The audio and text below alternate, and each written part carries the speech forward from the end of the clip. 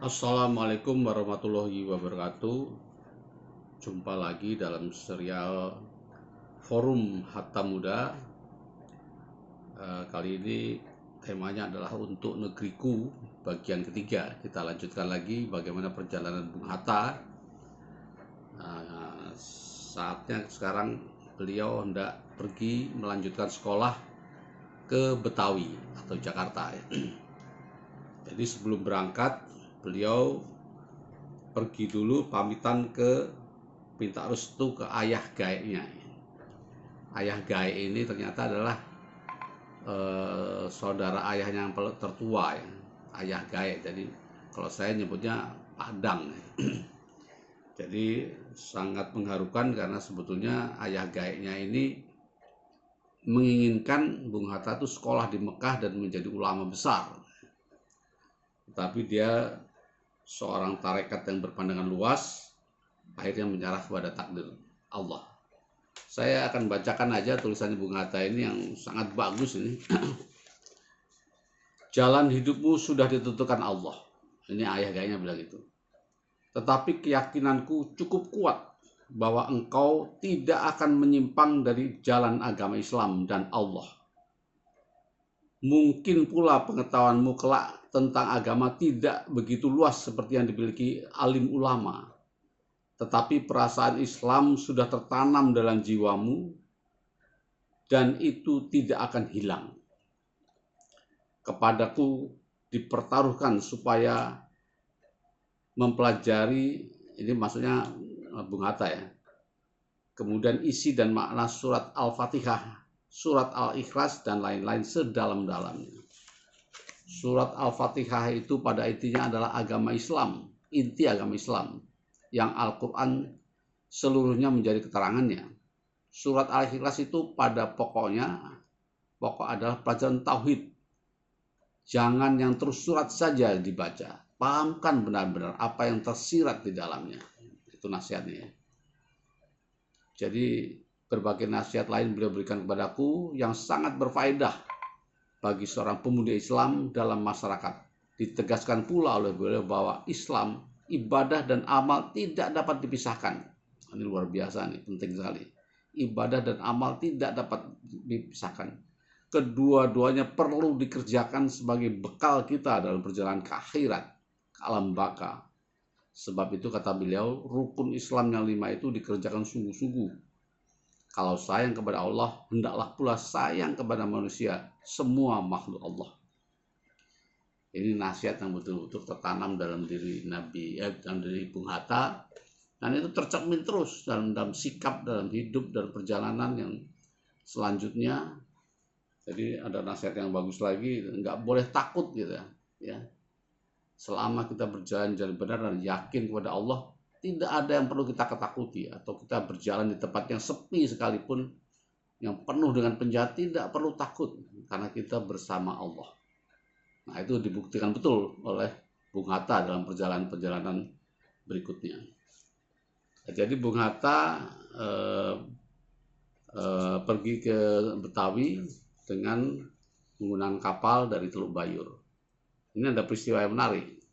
Ketika itu dia mau naik kapal, tiba-tiba ada perintah untuk Pak kapal itu jangan berlayar dulu sebelum presiden itu tiba. Ternyata presidennya namanya Lefebvre, ya, orang Belanda, memerintahkan supaya kapal itu menurunkan beras, berton-ton beras itu dikembalikan, tidak boleh dikirim ke Jawa atau diekspor, karena ini adalah untuk masyarakat Sumatera Barat, gitu katanya. Jadi dia dapat pujian dari masyarakat Sumatera Barat, tapi dia dapat cercaan dari Belanda Pusat ya. Karena ternyata si Lefebvre ini seorang sosialis. Jadi ini pengetahuan aja, di Belanda itu ada partai yang berkuasa, kadang-kadang berganti-gantian, kadang dari sosialis, kadang dari nggak tahu partai satunya apa, Republik mungkin ya.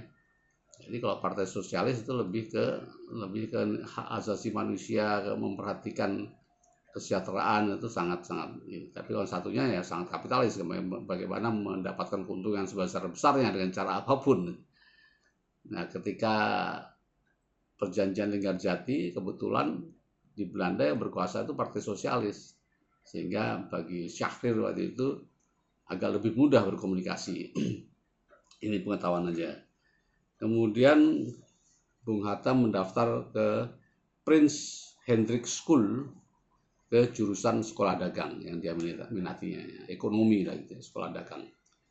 Kemudian dia di sana bertemu dengan kerabat ayahnya juga, E.T. Ayub, seorang saudagar yang kaya dan berpandangan luas. Saat itulah dia berkenalan atau dibelikan buku-buku yang berbobot sekali ya. Salah satu yang sangat berkesan bagi dia adalah buku judulnya The Socialism, buku karangan orang Belanda. Jadi ini perlu dicontoh.